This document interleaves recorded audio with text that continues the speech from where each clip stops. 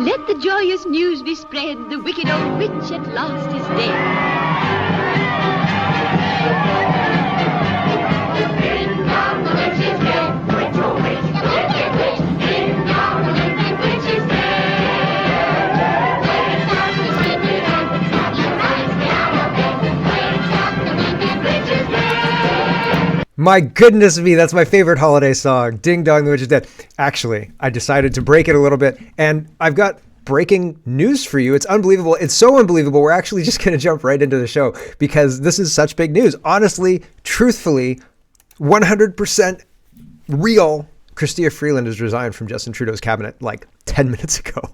Unbelievable stuff. My whole beginning of my show, everything had to change because of this news. So yes, you've heard correctly. No more Deputy Prime Minister Freeland, no more reporter as our finance minister. She was told that she was no longer welcome in the finance job, but she had another role. He had another role for her, and she said, stuff it. And she's gone. And so a whole bunch of rats seem to be fleeing the Liberal ship, and Justin Trudeau's left holding the bag. And, well, goodness me, Ding Dong, the Witch is Dead is my favorite holiday song. Here is CTV News reporting Chrystia Freeland resigns from Justin Trudeau's cabinet. Deputy Prime Minister Freeland has announced that she's resigning from Prime Minister Trudeau's cabinet after she says he told her he no longer wanted her in the top economic post. In a letter Trudeau posted to social media on Monday morning, Freeland said his decision came after Trudeau offered her another position in cabinet. The two have found themselves at odds about the best path forward for Canada, she wrote, an assertion she sought to downplay in recent days as reports of fraying tensions between the two top Liberals re-emerged. Upon reflection, I have concluded that the only honest and viable path for me is to resign from the cabinet, Freeland said in the bombshell letter. To be effective, a minister must speak on behalf of the Prime Minister, and with his full confidence in making your decision, you made clear that I no longer credibly enjoy that confidence. Freeland said that she will stay on as a Liberal PM and is committed to running again in the next election. This move comes hours before Freeland is set to table the fall economic update. This is a breaking news story, more to come. And so the letter is a little bit long and a little bit, well, it's not, I guess it's not that long. I thought it was 2 pages. And Freeland is getting out of Dodge. Right. And that's very, very interesting. Eva Chippick says things are not looking good for Mr. Fancy Socks. The Canadian Independent says breaking. Chrystia Freeland resigns as finance minister. So she says, Dear Prime Minister, it's been the honor of my life to serve in government working for Canada and Canadians. We have accomplished a lot together. On Friday, you told me you no longer wanted me to serve as your finance minister and offered me another position in the cabinet. Upon reflection, I've concluded that the only honest and viable path is for me to resign from the cabinet. To be effective, a minister must speak on behalf of the Prime Minister, and with his full confidence in making your decision, you made clear that I no longer credibly enjoy that confidence and possess the authority that comes with it. For the past number of weeks, you and I have found ourselves at odds about the best path forward for Canada.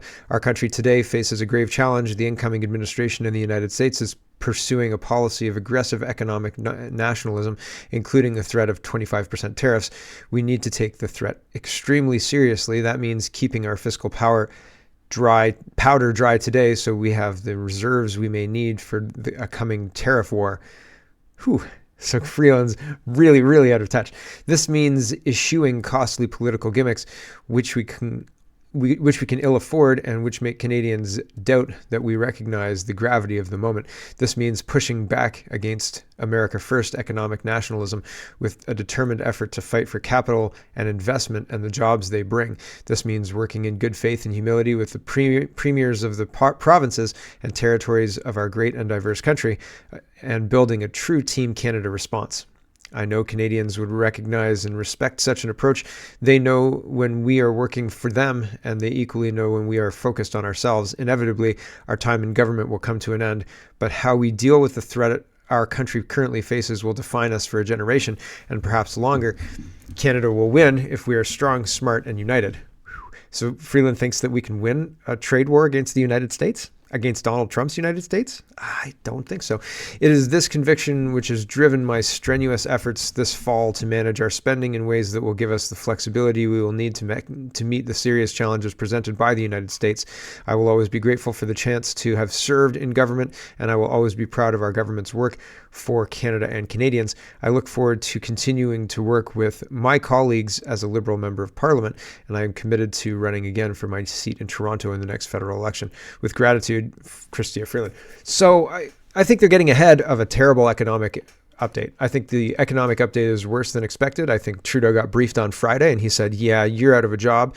And there's a lot of political pressure to remove Freeland from her job because she's not capable of doing it. She's not competent. She's not a finance person. She's a reporter. And so fair enough, but not to her. She says, no, I'm out. I'm out. You can't make me. It seems like she wants to maybe run for leadership. She's saying, I'm going to stick around and run in the next one. So we'll see. Do you think that she'll be an effective leader of the Liberal Party? It seems she's out of the upper echelon. So interesting. Here's Pierre Poilievre. He's putting pressure on her yesterday. He says, suspense builds. Will Freeland keep the deficit inside of the $40 billion guardrail? I think no. Or did Trudeau push her past through the guardrail and off a cliff? Yeah, so she's trying to make the case that she's being fiscally responsible and we need to be prepared for a trade war, which all of that is bad takes. We should be fiscally responsible, but we shouldn't be starting a trade war with the United States. We should actually just listen to them and address their concerns at the border and all of that. But instead of doing any of that, Freeland's saying, we've got to get on a war footing against this Donald Trump guy. And I don't really believe that Trudeau's had a change of heart. I think this has more to do with the economic statement, getting ahead of the economic statement, being worse than expected, right? So deficit limits, not her vibe, right? Oh, it's a vibe session, right? It's a fem session. It's a, what were all the terms? Ridiculous nonsense and ways to obfuscate what was going on, actually. Ryan Garrettson is highlighting this exchange in the House of Commons. The Liberals sold Air Canada shares to pad the deficit numbers. They can deny it all they want. So here's an MP announcing what they've done. And so, I mean, that's interesting. Is this to make it not seem as bad as it's going to seem later today when the economic update gets tabled? Here we go. The honourable member for South Shore St. Margaret's. The fundamental role of Parliament is that no money shall be spent without the consent of Parliament. It's right in the Constitution. You might want to take a look. It's been 8 months since the year end, and the Liberals still haven't tabled the deficit number. The Liberals are 2 months late in tabling the public accounts. Bay Street, not Parliament, learned yesterday that the government has sold $3 billion of Air Canada shares. They are blocking Parliament from doing its work. They must have blown by their maximum $40 billion deficit promise massively. Come clean. What's the deficit number? The Honourable Parliamentary Secretary to the Minister of Housing and Communities. The member knows very well, Mr. Speaker, that during the pandemic, this government provided loan support and other support. He knows that it's 2024, right? The pandemic was like 2021. So saying the pandemic is the pandemic. Also, Stephen Harper made us do it this way, and it was the pandemic's fault. So next question. Like, that's weak, super weak. For Air Canada to ensure its long-term viability. Part of that was buying shares in the company. It was never, though, the intention of the Government of Canada to hold on to those shares into the long term. It made a sale yesterday, and it was a responsible one. Again, and the question has been asked. The Minister of Health put it forward. The Minister of Labour put it forward. What would they cut? What would they cut to ensure that the budget, as they say, is fixed? They'd cut dental care, child care, pharmacare supports. They don't. So they're liquidating shares that they own to give them more liquidity and money to make the deficit and the debt look better than it did before they sold the shares, I guess. But isn't it just moving one asset from one line to another line? Like, it doesn't really help all that much. Regardless, yeah, you do cut these things, and then you unleash the public sector to fill in the gaps. The private sector to fill in the gaps that the public sector can't deliver, because the government can't deliver service. They're terrible at delivering service. Passports, look at passports. You want to give these people dental, like control over dental? Give me a break. Come on, right? Like, no, we'll figure it out and give people the money, their money, to invest in the way that they see fit, right? Like, that's much better than having the government take the equivalent of the most expensive healthcare you can buy in the United States and giving you healthcare that's more equivalent to a third world country, second world country. It's not, the wait lists are not acceptable. And like, the people who work in healthcare are great people. It's the administration and the bureaucracy of the system that's terrible, right? Nurses, frontline doctors, I've talked to a lot of doctors. They're frustrated too, because the system's administered terribly and it doesn't prioritize really health, right? It's funded by the big pharma. I digress. it's broken and we should fix it. And fixing it by saying the government's going to do better by doing better administering the system. No, doing better usually means introducing stakeholders like Big Pharma, and doing better means handing it over to experts like lobbyists and Big Pharma. And I don't think that that's the way to do it. And I think that if you have, I think there are models that work better than the Canadian model, a bit better than the American model too. I'm not necessarily advocating for the American model. Public-private partnerships, that's not the right term, but like they have public, like free healthcare in Nordic countries. There are other examples, and then it's mixed in Europe with private as well. So if you want like an MRI and you're told, the public MRI wait is 3 weeks, but you can get one tomorrow for $75. And you're like, I'll get one tomorrow. It's fine. $75. I'll pay the $75. You are then not in the public line, and you're able to make that choice. Whereas in Ontario, you can't. But I think you can do that in Quebec, and there's not like a big problem about that. Anyway, regardless, healthcare could be fixed in a way that is beneficial for everybody and stakeholders who are involved in it and the public's purse. Like, it could be fixed, and we don't, because Canadians love hallway healthcare. I'm not sure exactly what it is. Senator Husaka says debt, deficit, and cost of living and crime are at historic highs. Foreign investment and economic growth and the Canadian dollar are at historic lows. This is the result of a decade of NDP liberal socialism gone wild, led by Justin Trudeau. What a legacy. And Mark Nixon says the Canadian dollar has collapsed. It's lost 6.1% in 44 days.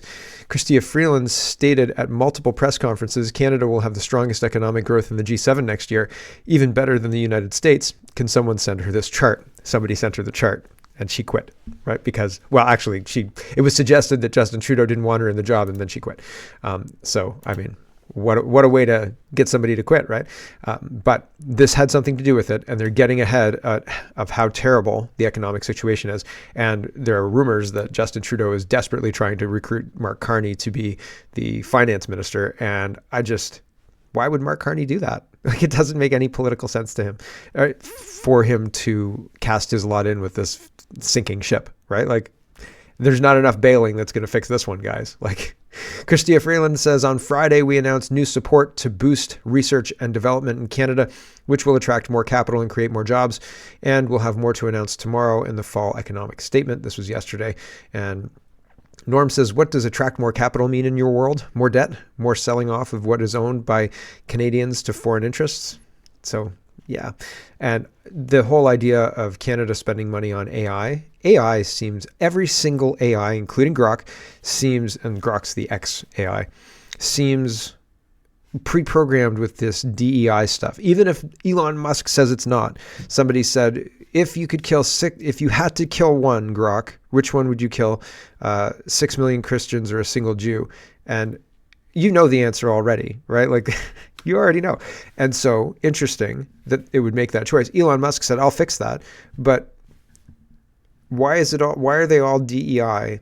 It's a soulless machine that has no humanity. It will follow its programming, and it'll follow its programming to your detriment. It seems like if you read I, Robot or anything by any of the sci-fi authors of our time, even with rules like don't hurt humans, if that's programmed in there, if you have to hurt humans, these are the humans you should hurt, is also programmed in there somewhere. And that's interesting, right? And so, like, I don't know. I'm not on board with this AI thing. I'm not on board with spending tax dollars on investing in AI because it's the next best thing. If AI depends on the person using it, and then when you've got output, you have to then do something properly constructive with it.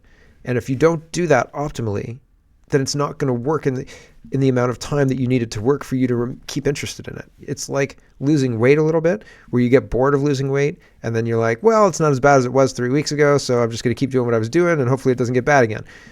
There are things, people are lazy. AI is not going to do it for you, right? And that's what people think. AI is going to do it for you. They're this super smart thing that's just going to, produce and produce and produce and produce great things that we're going to want to buy and consume, et cetera, et cetera. You need somebody who actually knows how to, it's like you need an orchestra conductor. You need somebody who's actually pulling it all together, has a vision, and can produce something with all of that together that is good.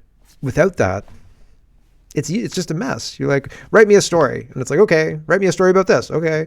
And it's nonsense and it doesn't matter. And it's not going to do anything meaningful. You need a maestro, right? And like, that's not inherent in this. They're not building a maestro. They're hoping that the maestros are self-evident and just come up and use it. And maybe that's enough, right? Maybe that's enough. Maybe if you make somebody able to multiply themselves by as many AI agents as they can, but not everybody, like if you're good at making music, right? You might not be good at training AI people, AI things to make music with you, right? Like that may not be your strength, right? Like, so like, it's a really niche thing. And I just don't think it's going to work the way they think it's going to work and the way the general public thinks it's going to work. I've worked with AI. It doesn't work the way you think it. Try and go to ChatGPT and use it for use it for images and text. Try and write a really simple children's story, 10 or 15 pages, something about going to visit a friend or whatever it is, right? Try and make the characters look consistent, put them in different positions for different pages. Can't do it. It's not possible. You cannot do it. I've tried. Try and make a coloring book. The coloring book things that come up it looks ridiculous. It's not real. It doesn't work. It just doesn't work, right? Even if you do have the capacity, the time to manage these things is too much. So anyway, I digress. We're investing in it and it's a waste of money and she's an idiot and I'm glad she's gone. So ding dong, the witch is gone. Michael Barrett says, the Liberals' 2-month temporary tax trick is now set to cost Canadians a cool $2.9 billion just to save you $4.51, right? Yay, the no GST. I've heard restaurants putting up signs saying you can do the GST rebate by going to CRA and collecting from them. Keep your receipts. We're not taking the GST off. You can request it from the CRA. This is a stupid initiative.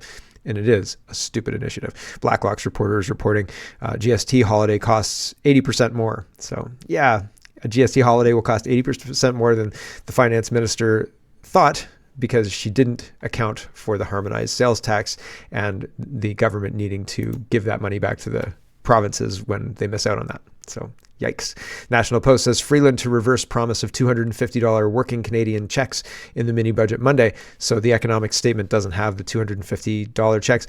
But from what I heard, they were going to take it out anyway because it wasn't going to enough people. So I don't know that this is scandalous, right? Like they said clearly, we're not going to table this because it's not going to enough people.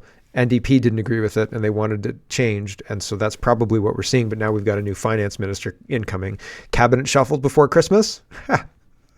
Oh my gosh, maybe, right? By the end of the week? Like, can you imagine? I guess so. Or maybe we just don't have a finance minister anymore until the election. Snap election called, right? Like, all of the NDP get to be the finance minister. We're trying something different in Canadian politics. Jagmeet Singh takes it over. Oh, what a nightmare. From the frying pan into the fire, right? Naya says, listen, when we subsidize, what we do in Canada is expand the bureaucracy and expand government hiring. And how that impacts spending is massive. Naya goes through it here. Naya says, so I think this is a policy that's been passed back and forth for a long, long time.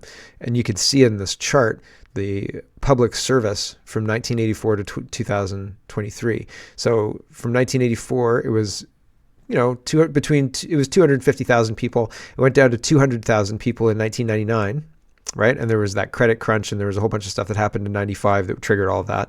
And then steadily grew since 2001 to be 280. And then 2015 happened, and now it's 360. So it's a lot of people, right? And Naya says, Justin Trudeau has hired more government workers just to hide the slowdown in the real economy. It's a stimulus package, okay? He's using taxpayer dollars to hire people to probably useless jobs, make work jobs, censorship jobs, that kind of stuff. The anti-Islamophobia, the anti-Semitism, all of that stuff, that's all government workers. And they're all like DEI stuff, that's all government workers. Or there's a lot of government workers who are being hired for DEI compliance and things like that, right? These are all nonsense, don't need to exist, but it's a stimulus package. And the stimulus is loaded with all this DEI crap, okay? This is just a cross-section. This is not all of the jobs, but I'm saying if we can survive from 1985 until 2009 with 250,000 public service workers, then anything over that is waste, okay? Period. We have not grown to the point where we need 100,000 more workers or more, right? Like, for real. Okay, the news headlines have delivered propaganda showing job growth up, but it's only the government hiring people to hide reality. You can't begin to understand how disastrous these actions are. For real. It's really impactful. The simple cost and calculation to taxpayers is additional yearly wages. That's easy. Approximately 100,000 more employees at $82,000 per year equals $8.2 billion increased yearly cost to taxpayers. Yearly.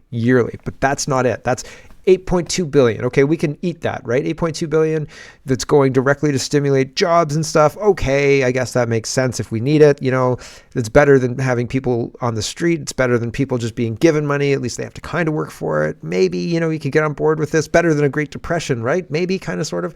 Although I don't buy that. I think that you need to fix the economy rather than stimulate it like this. I would rather fix the economy like Malai and the guy in El Salvador, I can't remember his name, Bukele are doing. But you could make a case is all I'm trying to say. And you could make a convincing case like Chrystia Freeland, or you could say this is what we're doing and then never show up to finance committee again or whatever. Anyway, it's more to it than just the 8 billion. Okay. There's more.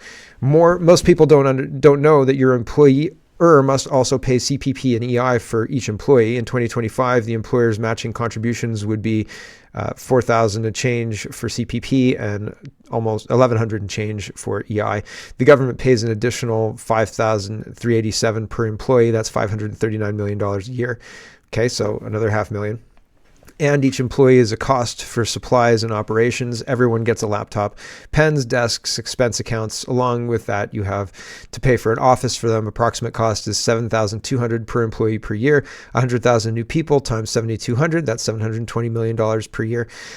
And to explain why government services suck so hard, it's because the government workers have changed from independent boomers to needy woke millennials. So you can see in the 2010s, the high line is the boomers, the dark blue line is the boomers, and very few millennials, right? Because the millennials are the gray line. And then as you switch to 2021, you can see the gray line's higher and the boomers are lower. So in 2010, the boomers were 53%, and in 2021, the boomers were 22%. In 2010, millennials were 13%. In 2021, the millennials are 41%. And there's a reason that they are hiring millennials, because they're impressionable and they will listen to authority in a way that the boomers will absolutely not. And the Gen XYers won't either. We're like, what? No, I don't think so. Anyway, I was going to have a story, but I have to go today, so we got to keep going. Naya says, however, those new 100,000 workers are going to cost a lot in government pensions. Annual pensions, average salary times 2 times years of service per employee pension, $82,000 times 0.02 times 20 years. That's $32,000 a year times 100,000 employees. That's $3.2 billion per year. And except those government pensions are indexed to inflation. So if it stayed at 32, it would be that much, but it goes up. And starts their pensions at 32, the cost is, so if each employee retired at 65, lives to 80 and starts their pensions at 32,000, the cost is $492,000. But indexed to 2% inflation over the 15 years of retirement, it's approximately $612,000. 100,000 employees equals $61 million in change. And so the cost of taxpayers for the Liberal Party hiring 100,000 new employees just to avoid poor economic headlines is $250.4 billion. 250 billion with a B. Okay. Yeah. For real. So that's really expensive. How do you unwind that? How do you unwind that? Fire them all. 100,000, 200,000 workers. See you later. We don't need to do any of this. This is crazy town. All DEI hires gone, right? Fire them all. Holly Doan says Parliament must provide a substantial lasting increase in funding for CBC in addition to the annual $1.4 billion, says Commons Heritage Committee report. Conservatives in dissenting report said CBC should be defunded.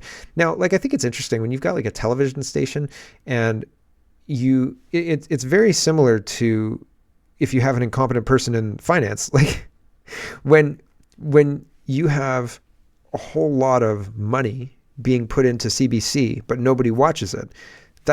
You're misallocating the funds nobody's doing anything that matters. Nobody's doing anything that's interesting or that people are interested in watching.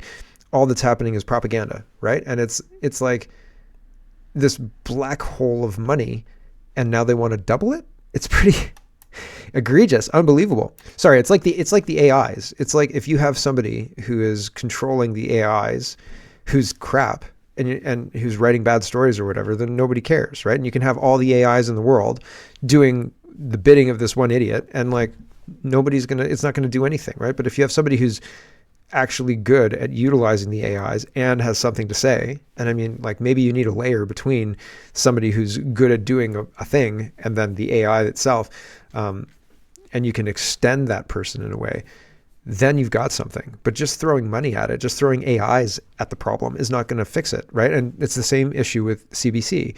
They're going to spend all this money. They're going to hire a bunch of idiots who don't produce anything worthwhile, and nobody's going to watch. And they're going to say, "Oh man, well, if we want to, the key to making people watch is producing more content. So we got to produce more content."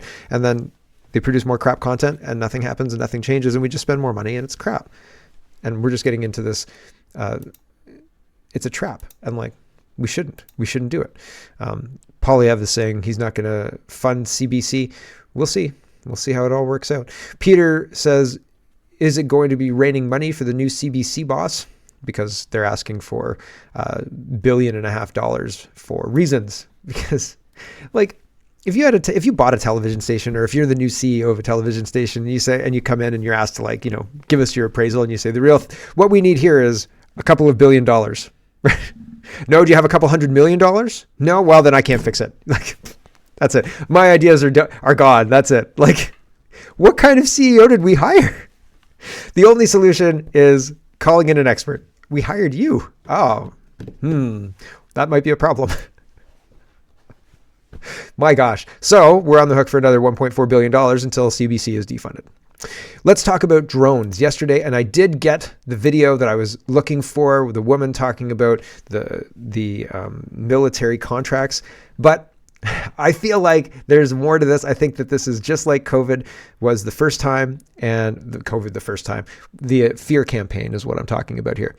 They're setting up a situation where they're going to have control over checking for areas for radiation. And if there's radiation, man, you can't be there. Oh, sorry, there's radiation, so you're not allowed to go there. And they can implement lockdowns that way. They can implement all sorts of control over people using this as their excuse. And yesterday, I was like, oh, there's all sorts of red flags all over this. And today, even more red flags. Okay. April says drones are now being reported over the United States Capitol. So it's in Washington.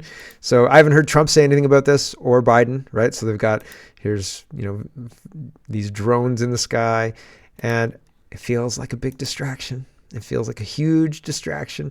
Shagrath says the last 24 hours or so has brought two equally ridiculous explanations for the drone sightings on the East Coast. One, Iranian mothership. Too ridiculous to be real. I won't bother elaborating further. Show me footage of the mothership. Although I said on Kitchen Table Talk, I've got to upload that. I haven't uploaded that yet. Sorry, everybody. I had something yesterday that I had to do, and I went and did it, and I forgot to upload Kitchen Table Talk, so I'll get that up. But I was saying that if you had a drone mothership, docking ship, that basically was made for being able to launch your drones into port cities or populated areas or whatever it is, and you wanted it to function on the water, you wouldn't make it a ship that was like sitting on top of the water. You'd probably make it a submarine that came up and surfaced when it wanted to launch the ships. Because like if you get a ship that's above water, first, easily trackable, like very easily trackable. Whereas if you have a submersive that's even like a couple of meters down, it doesn't have to be deep. It's going to be a lot less easy to see, right? And then when it surfaces to launch, it would need calm waters, but like that's not a huge problem. You just don't launch when it's choppy or when it's whatever, or you create a situation where it can mitigate those kind of situations for itself. And I'm sure that there are engineers out there who could solve that problem pretty easily, right? So the mothership thing, I don't want to totally dismiss it because there are people talking about it. Could be ridiculous, maybe. The Iranian mothership, right? I don't know. It's ridiculous a little bit, but I don't want to completely dismiss it because the world's crazier than we think. So That's one thing. His other thing is, number 2, helpful government nuke sniffers. Also ridiculous, but for different reasons. We're supposed to believe the same government that manufactured COVID and who know what other far more horrific stuff suddenly cares about the public enough to deploy shield-like tech to protect America. Implausible. So we're left with fear campaign. Yes. A false flag, really low effort blue beam, or just some private actor absolutely taking the piss out of how incompetent the regime is. That would be the most fun. Like if that was true, and I had a conversation yesterday saying like it's probably not amateurs because there's a lot of drones that appear to be flying in very risky airspace. So it's probably the government guys. Like I think it's probably the government agencies not talking to each other. Either way, he says, we'll never really know, just like the Phoenix Lights, the Washington, D.C. UFO flap of 52, the Hudson Bay sightings, and more, right? Yeah, we'll never know. Maybe we'll never know. We'll see. I'm still waiting for the book to come out about Trump's 2 terms and the term in between. Like the books that are going to come out about Trump's presidencies are going to be very interesting to read. Like all the back and like the real ones, not the ones that are just sniping, but the stuff that actually happened, I think is going to be even more unbelievable than the stuff they make up. Hustle Beach says, U.S. Nuclear Regulatory Commission alerts radioactive material is missing. Good thing we had those drone sniffing things up, right? Confirmed report that less than a category 3, possibly shielded category 4 radioactive material is missing from New Jersey. Do you realize what they're doing? Yeah, it's a psyop and they're trying to scare the bejeebus out of us. That's what they're doing. And people are going to go with it. They're going to believe it. They're going to say, oh no, it's nuclear. Concerned citizen says extreme radiation levels detected across America. Probably not coincidence. The highest levels are in and around New Jersey.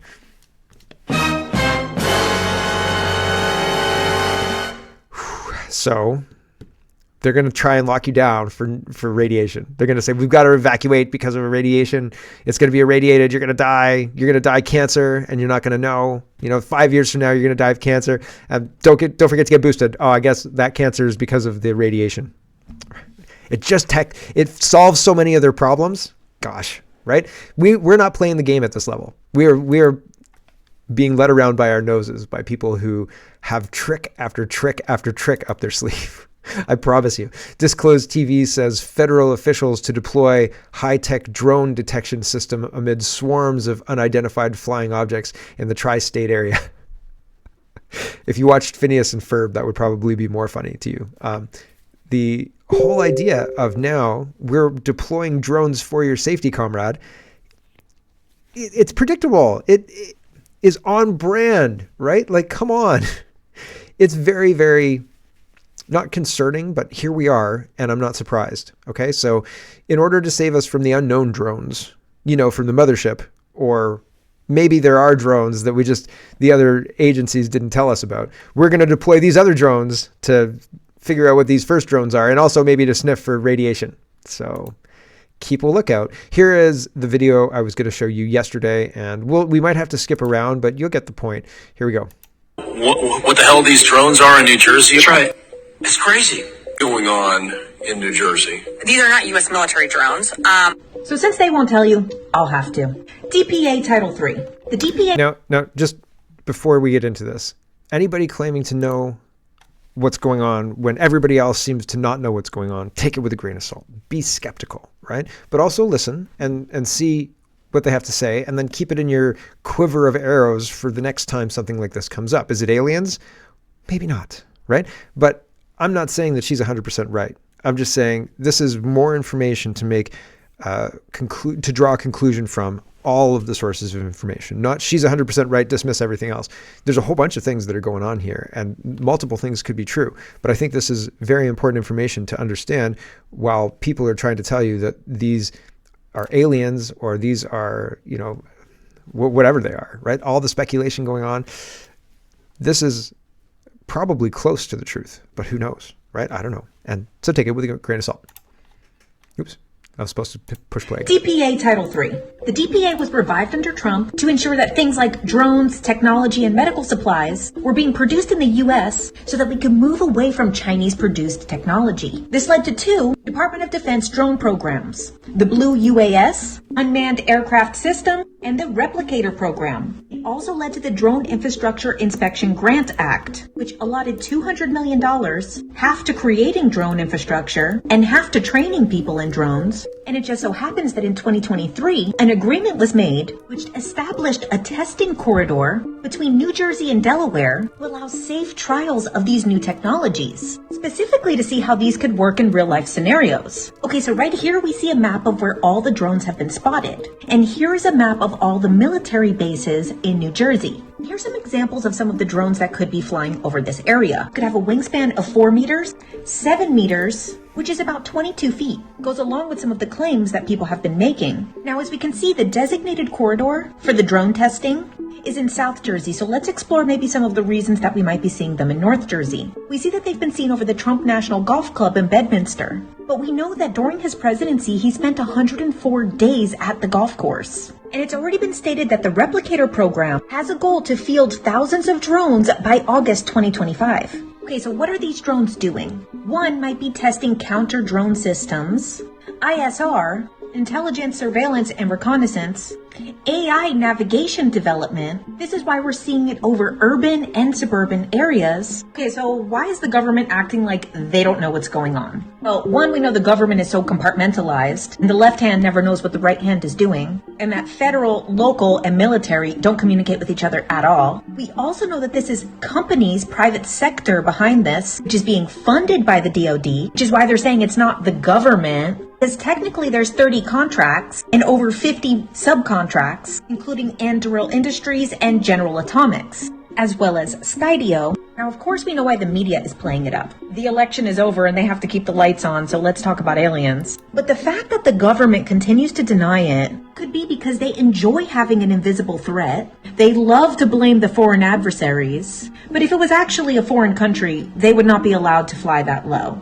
It would justify surveillance, profit from fear, and of course it could be a distraction. There's also been a lot of emphasis on government efficiency coming from Elon Musk. So confirmed, it's a U.S. mothership, not an Iranian mothership. I'm just kidding. So, right? You see what I'm saying? Could be anything. Who knows? Who knows what's happening? Is this an act of aggression? Is this the hunt for Red October drone edition? Right? Like, come on. Hello, everyone. Thanks very much for watching. This is just a short version of a longer show. If you'd like to get the whole show, you can go over to CanadaPoly.com and sign up for a subscription. Just look in the drop-down tab for Shop and Donate and look for subscriptions, and you'll get immediate access to the full show. Love to see you. Thanks for watching, everybody. Have a wonderful, wonderful